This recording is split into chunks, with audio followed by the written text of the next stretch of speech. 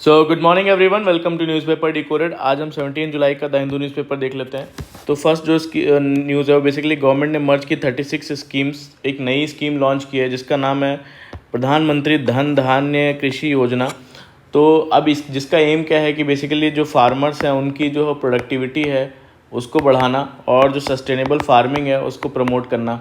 तो इस बजट का जो स्कीम का जो बजट है 24,000 करोड़ रुपए रखा गया है नेक्स्ट 6 सालों के लिए, 2025 से 31 तक, है ना। और तो इससे बेसिकली फार्मर्स को फ़ायदा क्या होगा, एक तो उनकी जो बेटर स्टोरेज फैसिलिटी मिलेगी, ठीक है, और पंचायत और ब्लॉक लेवल दोनों पर। फिर उसके बाद में इरिगेशन जो सपोर्ट है वो बेटर होगा, ठीक है, और जो लोन है या क्रेडिट मिलना आसान रहेगा शॉर्ट टर्म और लॉन्ग टर्म दोनों के लिए।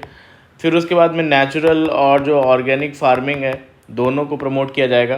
क्रॉप डाइवर्सिफिकेशन पर भी ध्यान दिया जाएगा इसमें, है ना, तो उसको प्रमोट किया जाएगा।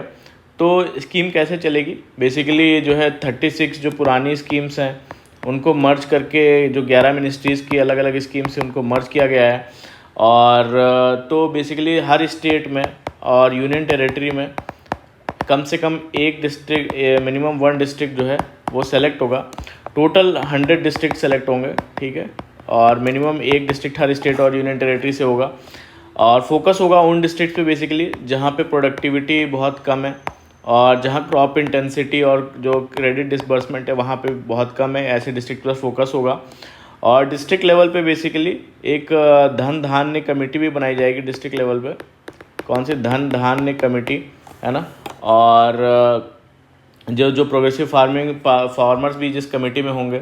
तो एक्सपेक्टेड रिजल्ट्स इसके यही हैं कि जो है फार्मर्स की जो इनकम है वो इंक्रीज़ होगी और एग्रीकल्चर और एलाइड सेक्टर्स में वैल्यू एडिशन होगा, ठीक है, और लोकल जॉब्स जो है वो भी क्रिएट होंगी इससे। और जो सेल्फ रिलायंस है बेसिकली, है ना, इंडिया में एग्रीकल्चर में, वो भी बढ़ेगा।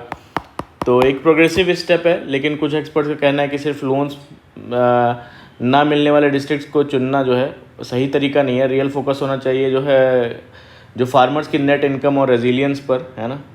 नेक्स्ट न्यूज़ है बेसिकली यहाँ पे आईआईटी मद्रास ने लॉन्च किया है एक नया व्हील चेयर, है ना, जिसका नाम है YD1। तो इंडिया का ये सबसे हल्का और रिजिड फ्रेम वाला व्हील चेयर रहेगा जिसका वज़न सिर्फ 8.5 kg है। और ये खास क्या है इसमें कि एरोस्पेस मेटल ग्रेड से बना है, ठीक है, और 14 कलर्स में अवेलेबल है। तो चॉइस ऑप्शंस हैं, 13 से 18 इंच जो है तक कस्टमाइजेबल है। पहले जो व्हील चेयर्स हैं पहले के हॉस्पिटल वाले वो काफ़ी बोरिंग और जो काफ़ी हैवी होते थे, और ये जो है व्हील चेयर्स हैं वो लाइट और डेली यूज़ के लिए परफेक्ट हैं, ऐसा बोल रहे हैं। जो नेक्स्ट न्यूज़ है यहाँ पे basically another Kerala Nipah resident test positive for Nipah. तो निपाह में बेसिकली डेथ्स जो है बढ़ गई हैं निपाह वायरस को लेके। तो निपाह वायरस के बारे में जान लेते हैं कि निपाह वायरस क्या है। निपाह वायरस बेसिकली एक जूनोटिक डिजीज़ है जो एनिमल्स से ह्यूमंस में फैलती है, और जो इसके नेचुरल होस्ट हैं वो बेसिकली फ्रूट बैट्स होते हैं, यानी फ्लाइंग फॉक्सेस, जो चमगादड़ की एक प्रजाति होती है। तो इनके द्वारा कोई भी कंटेमिनेटेड फ्रूट है वो कंज्यूम कर लेने से भी हो जाता है, और ह्यूमन टू ह्यूमन भी फैलता है थ्रू बॉडी फ्लूइड्स जैसे कि सलाइवा हो गया, है ना। और इसमें सिम्टम्स वही सब, बुखार आएगा, दिमाग में बेसिकली दिमाग भी सूज जाता है जिसको एन्सेफेलाइटिस बोलते हैं, दिमाग की बीमारी है कि सीवियर केसेस में लोग कोमा में और इवन डेथ भी हो जाती है। तो ज़्यादा फैटल इसलिए है क्योंकि अभी तक इसकी कोई भी वैक्सीन नहीं है हमारे पास, है ना। नो वैक्सीन इज़ देयर, सिर्फ सिम्टम्स को ट्रीट करते हैं। पहली बार ये जो है मलेशिया के गांव जो है निपाह में देखा गया था वायरस, इसलिए इसका नाम भी जो है निपाह वायरस पड़ा, है ना। जो नेक्स्ट न्यूज़ है basically Madras high court restrains citing bhajans on residential premises. तो मद्रास हाई कोर्ट ने कहा कि रेजिडेंशियल जो भी हाउसेज हैं वहाँ पे लाउड रिलीजियस चैंटिंग जो है बिना कलेक्टर की परमिशन के नहीं किया जा सकता। और उन्होंने बेसिकली बोला पीस जो है वो सबसे बेस्ट प्रेयर है और साइलेंस जो है वो ग्रेटेस्ट प्रेयर है।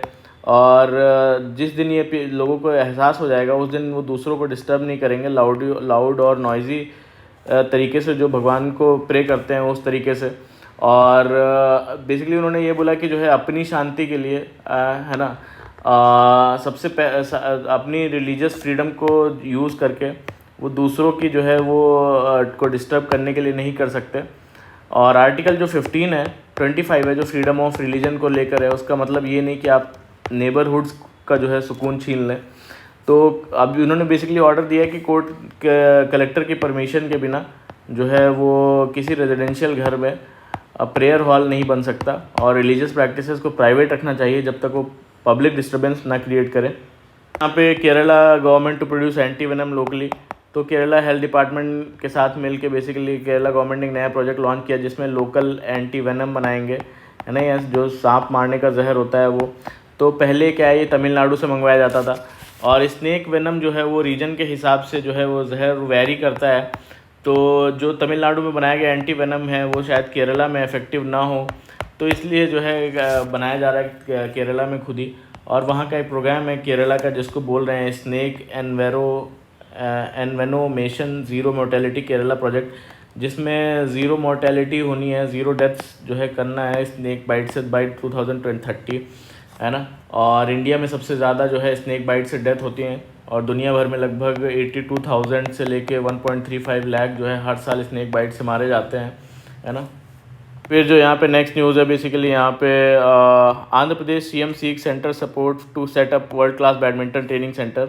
आंध्र प्रदेश के जो सीएम है मनसुख मांडविया जी से मिले और न्यू दिल्ली में, ताकि स्पोर्ट्स इंफ्रास्ट्रक्चर का सपोर्ट जो है वो मांगा जा सके आंध्र प्रदेश के लिए। तो वहाँ पे प्रपोजल्स क्या है, वर्ल्ड क्लास बैडमिंटन जो है वो कोर्ट ट्रेनिंग सेंटर बनाने की बात की है अमरावती में, है ना, अमरावती आंध्र प्रदेश में। National water sports training hub बनाने की बात की है कृष्णा बैंक पे, है ना, कृष्णा रिवर के बैंक पे अमरावती में। और नेशनल सेंटर ऑफ एक्सीलेंस बनाने की बात की है नागार्जुना यूनिवर्सिटी में और काकीनाडा में, ठीक है। और इसके लिए बेसिकली 27 करोड़ रुपए की रिक्वेस्ट मांगी गई है।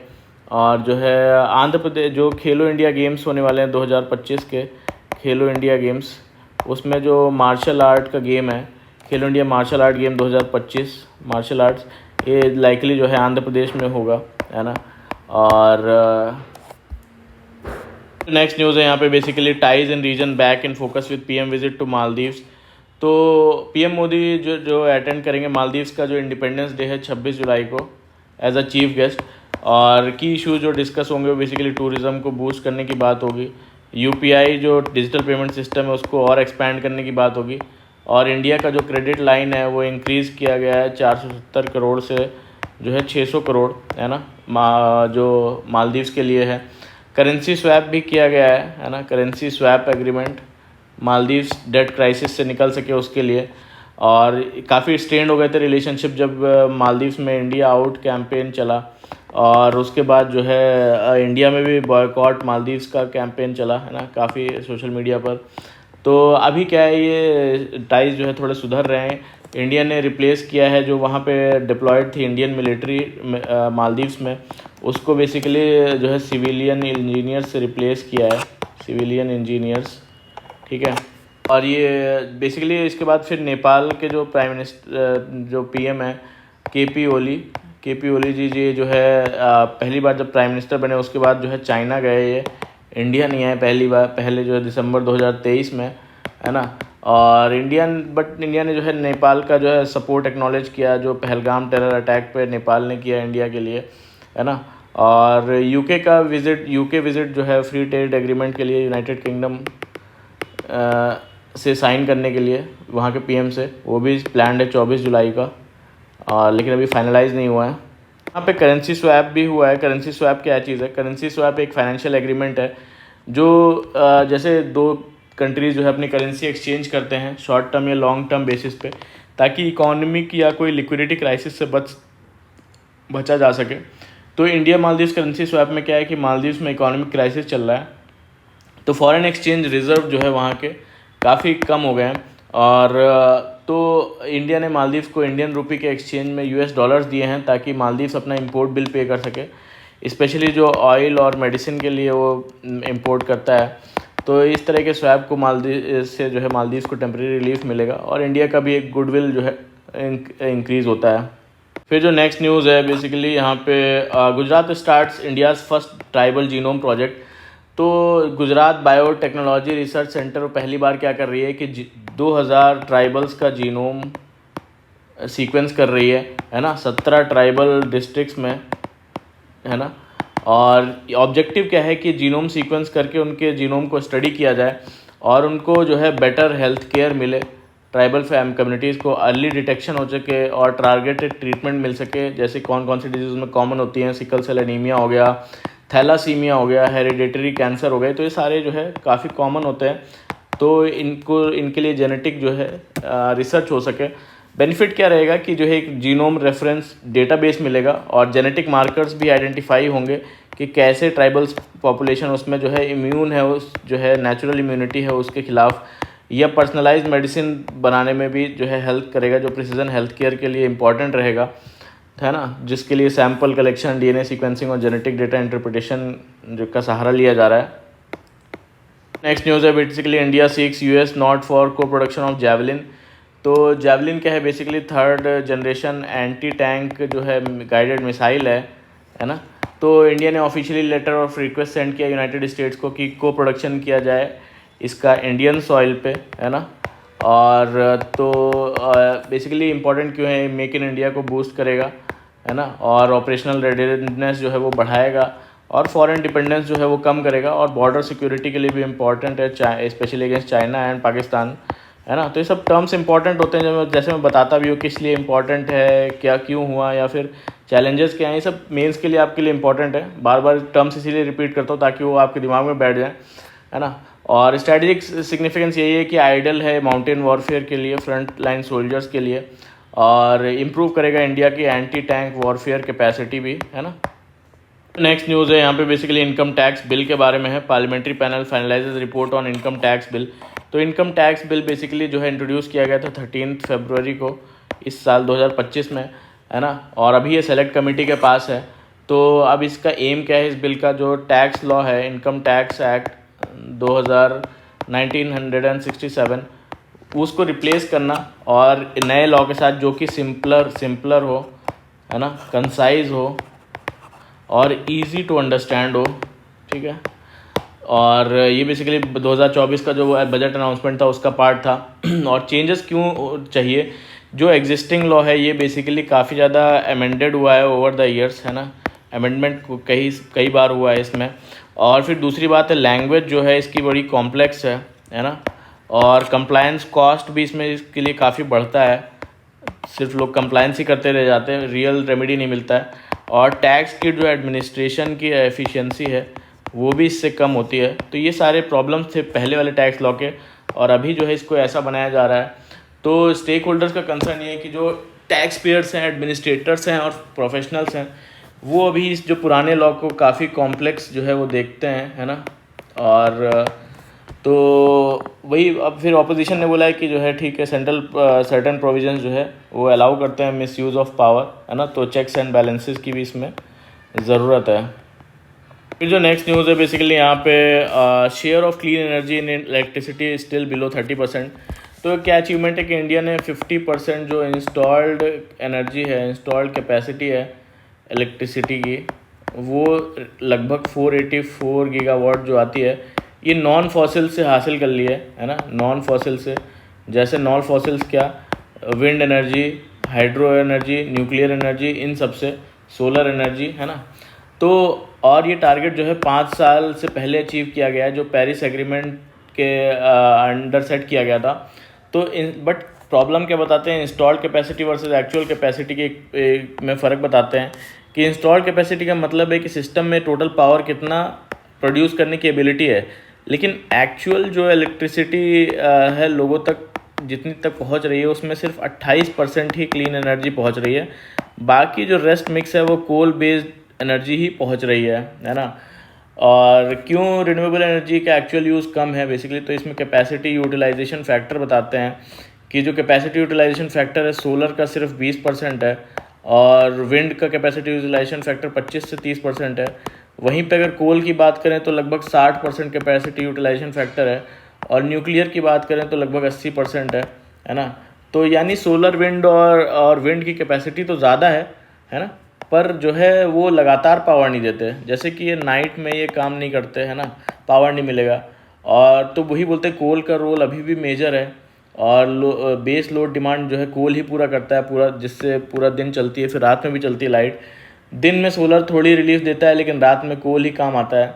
तो आगे क्या करना होगा, वो बेसिकली बोलते हैं बैटरी स्टोरेज जो है सिस्टम बैटरी स्टोरेज सिस्टम को इम्प्रूव करना होगा, बैटरी स्टोरेज है ना, को इम्प्रूव करना होगा। दूसरा है कि ताकि जो दिन में सरप्लस इलेक्ट्रिसिटी उसको स्टोर कर सकें और फिर उसको नाइट में भी यूज़ कर सकें। दूसरा है स्मार्ट ग्रिड्स बनाना और फ्लेक्सिबल पावर टैरिफ्स जो है वो बनाना, जिससे कि रात को बिजली सस्ता हो और दिन में महंगा हो, है ना। और हाइब्रिड प्रोजेक्ट्स को लॉन्च करना, हाइब्रिड प्रोजेक्ट्स में क्या है, सोलर, विंड, हाइड्रो और प्लस स्टोरेज बनाना, है ना, ताकि बिजली जो है वो 24/7 मिल सके। जैसे सोलर अगर नहीं यूज़ हो पा रहा है तो उस समय विंड और हाइड्रो यूज़ हो जाए, है ना। तो इंडिया ने इंस्टॉल्ड रिन्यूएबल कैपेसिटी में बड़ा स्टेप लिया है, लेकिन अब ज़रूरत बेसिकली किस चीज़ की है कि एक्चुअल जो स्टोरेज है उससे भी बढ़ाया जा सके और एक्चुअल यूसेज जो है उससे भी बढ़ाया जा सके, है ना। इसलिए ये टेक्नोलॉजी अपग्रेड, बैटरी स्टोरेज और स्मार्ट पॉलिसी चेंजेस, हमें इसकी ज़रूरत है। जो नेक्स्ट न्यूज़ है यहाँ पे basically renewed optimism in Canada India tie economic ties business council leader. तो इंडिया कनाडा के रिलेशन जो है वो वर्सन हो गए थे, है ना। और जब कनाडा ने एक्यूज़ किया था कि जो है इंडियन एजेंट्स ने खालिस्तानी सेपरेटिस्ट की किलिंग में करवाई है, इसके बाद दोनों कंट्रीज़ ने अपने हाई कमिश्नर्स भी वापस जो है वो बुला लिए थे। और लेकिन अब जो नए कैनेडियन पीएम है मार्क कार्ने, इन्होंने पॉजिटिव सिग्नल दिया है। उन्होंने G7 में भी पीएम मोदी को इनवाइट किया, जो एक सिंबॉलिक और स्ट्रैटेजिक स्टेप माना जा रहा है। और कनाडा के इन्वेस्टर्स और जो बिजनेसमैन हैं इंडिया में अब दोबारा एक स्ट्रॉन्ग मार्केट अपॉर्चुनिटी वो के रूप में देख रहे हैं। और कनाडा के जो 600 बिलियन कैनेडियन डॉलर हैं वो भी जो है ऑलरेडी इंडिया में आ चुका है, मिल इंफ्रास्ट्रक्चर और जो रियल इस्टेट है उसमें, है ना। और कैनेडियन कंपनी चाहते हैं कि अर्ली प्रोग्रेस जो ट्रेड एग्रीमेंट है वो जल्द साइन किया जाए, जैसे ऑस्ट्रेलिया और यूके के साथ यूके ने इंडिया के साथ किया है वैसे ही। तो अब बेसिकली ये दोनों कई चीज़ में कॉम्प्लीमेंट भी करते हैं एक दूसरे को, जैसे कि एग्री फूड हो गया, एनर्जी हो गया, एजुकेशन हो गया, ये नेचुरल रिसोर्सेज हो गया, इन सब में जो कॉम्प्लीमेंट करते हैं इंडिया और कनाडा। और दोनों कंट्रीज़ ने अपने हाई कमिश्नर दोबारा से वापस बुला लिए हैं, है ना। मतलब दोबारा से जो है वापस भेजने का डिसीजन लिया है, तो एक पॉजिटिव सिग्नल है। और बिजनेस कम्युनिटी में भी कॉशियस ऑप्टिमिज्म है कि अब रिलेशंस और भी सुधरेंगे, है ना। नेक्स्ट न्यूज़ है basically new NCERT text book explains how colonial powers stole India's wealth. तो बोलते हैं जो अभी की जो क्लास 8th की NCERT बुक्स हैं उसमें ब्रिटिश रूल को क्लियरली डिस्क्राइब किया गया है ड्रेन ऑफ वेल्थ के रूप में, ठीक है, ड्रेन ऑफ वेल्थ, जिन्होंने यहाँ से वेल्थ लूटी इंडिया से। तो जो इसका चैप्टर 4 है exploring society India and beyond, वो कहता है ब्रिटेन का जो इंडस्ट्रियल रेवोल्यूशन आया वो इंडिया के स्टोलन वेल्थ से आया है, ठीक है। तो यहाँ पे स्टोलन वेल्थ वर्ड यूज़ किया गया है, जो कि अमेरिकन हिस्टोरियन विल डुरांट ने यूज़ किया था। तो बेसिकली इसमें बताते हैं कितनी धनराशि लगभग लूटी गई। इकोनॉमिस्ट के हिसाब से बेसिकली 1765 से लेके 1938 तक जो है 45 ट्रिलियन डॉलर जो है वो, जो कि 13 गुना है ब्रिटेन की इकोनॉमी। ब्रिटेन की 2023 की अगर जीडीपी देखें तो उसके 13 गुना है इंडिया से लूटी गई। अगर ये इंडिया पैसा में इन्वेस्ट होता है तो देश की हालत जो है कुछ और होती है आज़ादी के टाइम पे भी। और NCERT ने क्लैरिफिकेशन दिया कि एक नोट page 20 पर जो है वो दिया गया है, जिसमें कहा गया है हिस्ट्री अब डार्क पीरियड्स को ना तो भुलाया जा सकता है और ना इनकार किया जा सकता है, पर आज के लोगों को ज़िम्मेदार ठहराना भी सही नहीं होगा। और इसमें बेसिकली नए टेक्स्ट बुक्स में पहली बार राइज़ ऑफ मराठास के बारे में बोला गया है, राइज़ ऑफ मराठास, ठीक है। तो इसमें बोला गया है, एक पूरा चैप्टर है इसमें बोला गया है कि ब्रिटिश ने इंडिया को मुग़लों से नहीं बल्कि मराठास से जीता था। तो अभी इसमें बोलते हैं कि जो है पहले टेक्स्ट बुक्स जो है ब्रिटिश रूल को मॉडर्नाइजेशन, जैसे कि रेलवेज़, एजुकेशन से जोड़ के जो है पॉजिटिव रूप में दिखाता था। अब नए वर्जन में जो है ट्रुथफुल और जो बैलेंस्ड व्यू है ना, दिया गया है। ब्रिटिश डेवलपमेंट के पीछे के एक्सप्लॉयटेशन और डिस्ट्रक्शन भी एक्सप्लेन की गई है इसमें। तो नेक्स्ट न्यूज़ है बेसिकली यहाँ पे 1 सेकेंड, यहाँ पे government clamping down on dumping import surges. तो अभी हो क्या रहा था कि इंपोर्टर्स जो है वो गोल्ड के एलॉयज़ जो हैं, गोल्ड एलॉयज़ के नाम पर जो है इंपोर्ट कर रहे थे गोल्ड को, है ना, एलॉयज़ के नाम पे इंपोर्ट कर रहे थे गोल्ड को। और किस लिए? हाई इंपोर्ट टैरिफ से बचने के लिए, ठीक है। तो डीजीएफटी ने अब जो है पैलेडियम, रोडियम और इरिडियम के अलॉयज़ जितने भी हैं जिनमें 1% से ज़्यादा गोल्ड है उनसे जो है उनको इंपोर्ट को रेस्ट्रिक्ट कर दिया है ना। और जो मिनिस्ट्री ऑफ कॉमर्स ने अपने अलग अलग डिपार्टमेंट जैसे डीजीएफटी हो गए और जो director general of trade remedies हो गए, तो इनको जो है एक्टिवेट कर दिया है इंपोर्ट सर्च और माल प्रैक्टिसेस को कंट्रोल करने के लिए, है ना, ताकि कोई भी फ्रॉड या मिसयूज़ मिले तो उसका एनालिसिस हो और उस पर रेस्ट्रिक्शन लगाया जा सके। नेक्स्ट न्यूज़ है यहाँ पे basically draft purchase norms pit local telcos against foreign firm making in India.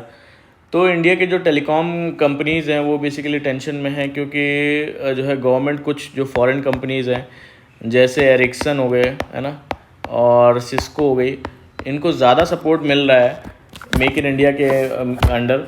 और ये कंपनीज़ इंडिया में फैक्ट्रीज़ तो हैं इनकी, है ना, पर जो रियल डिज़ाइन है ना, रियल डिज़ाइन और टेक्नोलॉजी का जो कंट्रोल है वो फॉरेन हेड ऑफिस में है, मतलब फॉरेन में है कहीं पे फॉरेन ऑफिसेज में।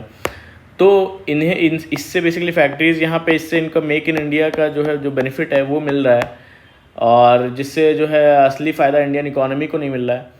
तो इंडियन कंपनीज़ का कहना है कि उनका जो बिज़नेस है वो इससे अफेक्ट हो रहा है क्योंकि गवर्नमेंट टेंडर में फ़ॉरेन कंपनीज़ को ईजिली जो है क्वालिफाई कर जाती हैं और इन कंपनीज़ को कुछ कंपोनेंट्स इंपोर्ट करने की छूट भी चाहिए जो मोस्टली चाइना से आते हैं। और गवर्नमेंट का कहना है कि लोकल मैन्युफैक्चरिंग को प्रमोट करने के लिए रूल्स चेंज किए जा रहे हैं। अब सजेशंस आ रहे हैं कि जिनकी टेक्नोलॉजी और डिज़ाइंस इंडिया में बनी हो उनको ज़्यादा पॉइंट्स मिलने चाहिए, इसमें ये पूरा बोला है। नेक्स्ट न्यूज़ है यहाँ पे basically popping the dollar anti bubble Mike Dolan. तो 2025 के जो पहले के 6 मंथ्स हैं उसमें यूएस डॉलर ने सबसे जो है वीक परफॉर्मेंस दिया और लोग सोच रहे हैं कि डॉलर की वैल्यू अब गिर चुकी है, लेकिन कुछ एक्सपर्ट्स कह रहे हैं कि जो है लोग अब ओवर नेगेटिव हो गए हैं और जो खुद एक एंटी बबल सिचुएशन में है। डॉलर पर भरोसा कम हुआ है क्योंकि जो ट्रम्प गवर्नमेंट उसे वीक करना चाहती है फेयर ट्रेड के लिए और इन्वेस्टर्स जो है यूरो जोन में जो है ज़्यादा इन्वेस्ट कर रहे हैं अब। और HSBC के एक्सपर्ट्स कह रहे हैं कि जो है अगर यूएस अपनी पॉलिसी को क्लियर और इंटरेस्ट रेट स्टेबल करे, है ना, तो डॉलर वापस से स्ट्रांग हो सकता है। फिर जो नेक्स्ट न्यूज़ है basically China cuts electricity emissions to record low in 2025। तो 2025 के पहले 6 मंथ्स में रिकॉर्ड लेवल पर इलेक्ट्रिसिटी प्रोडक्शन से जो है वहाँ पे चाइना में पॉल्यूशन को कम किया गया। और कैसे कम किया गया, क्लीन एनर्जी पे ज़्यादा फोकस किया गया, जैसे सोलर और विंड हो गया, उसमें 23% की ग्रोथ आई है जिसकी वजह से कोल और जो गैस है उसका जो पॉल्यूटिंग जो फ्यूल्स हैं वो कम यूज़ हुआ उनका। और कार्बन डाइऑक्साइड एमिशन भी जो है 492 ग्राम्स पर किलोवाट आ रहा है जो पहली बार 500 से नीचे रहा, है ना। लेकिन अभी भी जो है 75% इलेक्ट्रिसिटी वो जो है फॉसिल फ्यूल से आ रही है। फिर भी क्लीन एनर्जी का ग्रोथ फॉसिल फ्यूल से फास्ट हो रहा है ना, जो चाइना के एनर्जी फ्यूचर को और क्लीन कर सकता है। और एक और रीज़न है पोल्यूशन कम होने का कि कंस्ट्रक्शन और जो मैन्युफैक्चरिंग सेक्टर है वहाँ का वो भी स्लो हो गया है और प्रॉपर्टी क्राइसिस और यूएस के नए टैरिफ की वजह से डिमांड कम हुई है।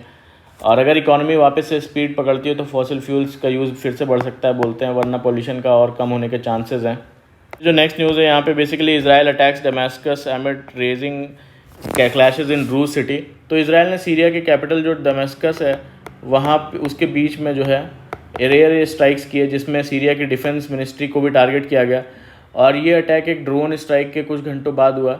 दूसरा स्ट्राइक प्रेसिडेंट के महल के पास हुआ है ना, कम से कम 13 लोग घायल हुए उसमें। और साथ ही जो सीरिया का जो शहर है स्वीडा, है ना, में गवर्नमेंट और ड्रूज जो गवर्नमेंट है और ड्रूज आर्म्ड ग्रुप इनके बीच जो है काफ़ी ज़्यादा कॉन्फ्लिक्ट हुआ, है ना। तो क्यों हुआ, ड्रूज आर्म्ड ग्रुप कौन है? तो ये एक ड्रूज आर्म्ड ग्रुप बेसिकली एक छोटा सा रिलीजियस माइनॉरिटी कम्युनिटी है जो सीरिया, लेबनान, इसराइल में रहती है और इन लोग का अपना एक अलग धर्म है जो इस्लाम से जुड़ा हुआ है, बट ये काफ़ी मेन स्ट्रीम इस्लाम से अलग है थोड़े। तो सीरिया के स्वीडा रीजन में मोस्टली जो है ड्रूज लोग रहते हैं। जब सीरिया में गवर्नमेंट और लोगों के बीच में टेंशन बढ़ने लगे तो वहाँ के जो ड्रूज यूथ हैं उन्होंने बेसिकली आर्म्ड ग्रुप बना लिया जिसे हम ड्रूज आर्म्ड ग्रुप कह रहे हैं। और ये ग्रुप्स जो है अपने इलाके और कम्युनिटी की रक्षा के लिए खड़े हुए हैं, है ना। अब जो है इनके बीच में जो है टेंशन जब झगड़े बढ़ गए हैं तो इसराइल ने इस कॉन्फ्लिक्ट में ड्रूज ग्रुप को सपोर्ट करने के लिए सीरियन आर्मी पर एयर स्ट्राइक किया है ना, तो ये इनका बोलना है। ये जो नेक्स्ट न्यूज़ है बेसिकली यहाँ पे Russia praises on with strike defying Trump's warning. तो ट्यूसडे रात से वेडनेसडे तक बेसिकली सुबह तक रशिया ने यूक्रेन पर 400 ड्रोन्स और एक बैलिस्टिक मिसाइल और आर्टिलरी अटैक्स किए। यूक्रेन ने बताया कि इन अटैक्स में एक वुमेन की डेथ भी हो गई और 20 से ज़्यादा लोग घायल हो गए। और जो जेलेंस्की का होम टाउन है वहाँ पे जिसका नाम है क्रीवी रिग, वो जो जेलेंस्की का होम टाउन है उसमें इलेक्ट्रिसिटी और जो वाटर है वो भी कट हो गया। और अटैक्स के बाद जब अटैक्स तब आए जब डोनाल्ड ट्रम्प ने रशिया के को 50 दिनों में जो है पीस जो है एग्रीमेंट साइन करने के लिए बोला, वार्निंग दिया था। इसके बावजूद भी कोई जो है नई जो है पीस की बातचीत नहीं हो रही है। और तो बेसिकली यही चल रहा है। तो ये था पूरा आज का हमारा 17 जुलाई का द हिंदू का न्यूज़ डिस्कशन। तो अच्छा लगा हो तो प्लीज़ लाइक करिएगा, कमेंट करिएगा और सब्सक्राइब भी कर लीजिएगा हमारे चैनल को। Thank you very much for the discussion.